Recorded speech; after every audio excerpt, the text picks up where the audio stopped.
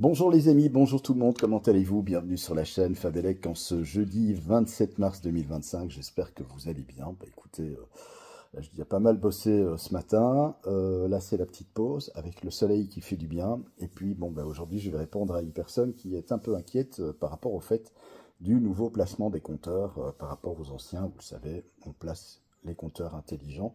Chez nous, ce sont les Syconia S211, T211, mais il y a d'autres modèles également qui viennent d'entrer sur le marché. Alors, ces personnes sont inquiètes, et je peux le comprendre, parce que c'est vrai qu'on a vu en France, notamment avec le compteur Linky, pas mal de compteurs qui prenaient feu.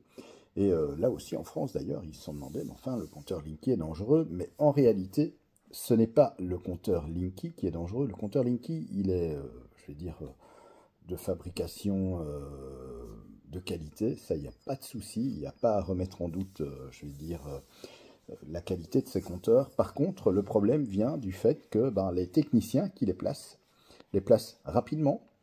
On a même entendu, alors je ne sais pas si c'est avéré, si ce sont des rumeurs, mais en France, comme quoi, même des gens qui n'étaient pas électriciens avaient été engagés par Enedis pour placer ces compteurs. Si c'est le cas, quand même, c'est assez grave. Mais voilà, ce qui se passe simplement, c'est surtout le travail bâclé, c'est surtout le fait que les compteurs sont mal posés. Et le problème d'un échauffement électrique, c'est simplement l'effet Joule, RI carré. On le sait, un câble qui est mal serré dans une borne, et bien au passage du courant va chauffer, même faire fondre la borne et provoquer un incendie. Ça, c'est sûr. Un câble qui a été placé, mais qui est déjà abîmé par la connexion, par le serrage de l'ancien compteur, qu'on ne change pas et qu'on remet comme ça, c'est aussi un risque d'échauffement et d'incendie. Donc les techniciens devraient prendre le temps, je vais dire, de soit remplacer les câbles, si c'est possible, soit de les redénuder et de refaire une tête de câble, je vais dire, qui ne va pas poser de problème par la suite. Mais là, effectivement, le problème, c'est que ces installations sont réalisées rapidement, parce que le gestionnaire de réseau demande un certain rendement. Ils ont même un quota à respecter. Il faut savoir qu'ils doivent placer autant de compteurs intelligents par jour. Et donc, s'ils ne respectent pas ces quotas, ils risquent d'avoir des ennuis avec leur hiérarchie, voire même, dans certains cas, perdre leur boulot. Donc, c'est la raison pour laquelle il y a cette pression de la part de leur patron pour placer un maximum de compteurs. Et moi, voyez-vous, j'avais la même chose à l'époque quand je travaillais à Bruxelles et que je plaçais des limiteurs de puissance 6 ampères. Donc c'était un disjoncteur magnétothermique 6 ampères. Je remplaçais par exemple quelqu'un qui avait un 40 ampères, je remplaçais son disjoncteur 40 ampères par un 6 ampères. C'est des personnes qui étaient en défaut de paiement. Et donc je limitais leur puissance. Je ne leur coupais pas l'électricité, mais c'est vrai qu'avec 6 ampères, ils étaient beaucoup plus limités qu'avec 40 ampères, 50 ampères, etc. Donc voilà, dans certains cas même, je devais intervenir chez des personnes qui avaient déjà eu 6 ampères mais qui continuaient à ne pas payer. Et là, c'était la coupure. Donc je devais couper le courant. Je peux vous dire que c'était pas évident. Je le faisais parce que c'était mon job, voilà, parce que j'avais signé le contrat pour faire ça et c'était mon travail. Mais je ne le faisais pas de gaieté de cœur. Et puis surtout, j'ai subi pas mal d'agressions. On m'a enfermé dans les caves, on m'a insulté, on m'a frappé. Enfin, j'ai eu pas mal de mes aventures pas très sympathiques. On peut le comprendre par rapport à la fonction, mais voilà, quoi, c'était pas évident. C'est la raison d'ailleurs pour laquelle j'ai laissé tomber ce boulot, parce que je dis, non, moi, si c'est pour partir tous les matins la peur au ventre en me demandant, mais qu'est-ce qui va encore m'arriver aujourd'hui? Non, je veux pas travailler dans ces conditions-là. Moi, je veux travailler dans un climat serein, je veux travailler, je veux que le travail soit agréable. Je veux que quand j'ai terminé ma journée de travail, que je me dise, j'ai passé une chouette journée, cool, que je recommence demain, quoi. Mais pas me dire, oh purée, demain je dois retourner au boulot, comment ça va se passer, je vais encore me faire agresser, vous voyez. C'était vraiment très très délicat. Et puis, voilà, tout ça pour dire que, le problème d'installation de nouveaux compteurs ne vient pas du compteur en lui-même, ils sont de très très bonne fabrication.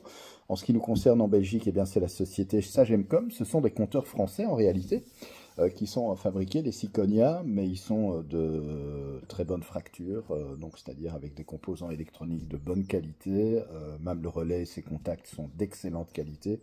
Il n'y a pas de souci à ce niveau-là. Mais le problème, ce sont les poseurs. Voilà. Alors vous avez des poseurs qui vont le faire sérieusement, qui vont faire un travail bien fait, qui vont prendre le temps de bien raccorder, prendre le temps de bien serrer les câbles. Normalement, il faut faire ça avec un tournevis dynamométrique, puisqu'il faut serrer un certain couple. Mais certains, je vais dire, ne vont pas faire les serrages convenablement. Certains vont bâcler, vont essayer d'aller au plus vite pour essayer d'en placer un maximum. Et c'est là qu'est le danger. Alors c'est vrai qu'en France, l'avantage, c'est que la plupart des compteurs Linky se trouvent à l'extérieur des habitations. Donc s'il y a un court-circuit, mon Dieu, ben, ça explose dans les boîtiers qui se trouvent à l'extérieur, bien souvent en bordure de trottoir dans les rues. Donc c'est un peu moins grave. Mais chez nous, en Belgique, tous les compteurs électriques, à part quelques exceptions, se retrouvent dans l'habitation ou dans les garages ou dans les caves. Et là, effectivement, s'il y a un problème d'échauffement avec l'effet joule et ricaré parce que les câbles ont été mal raccordés, mal serrés, etc., ça peut être dramatique et conduire malheureusement à l'incendie de l'habitation ou de l'immeuble. Donc voilà, je dirais qu'il ne faut pas vous inquiéter de cette nouvelle technologie. Elle est tout à fait fiable.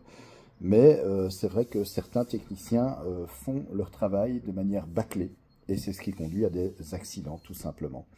Alors, pour répondre aussi à la technologie, elle est différente que chez vous en France. C'est vrai que chez vous, le compteur communique par courant porteur en ligne, ce qu'on appelle du CPL. Il y a des concentrateurs, etc. Et c'est comme ça que Enedis eh bien, recueille les informations.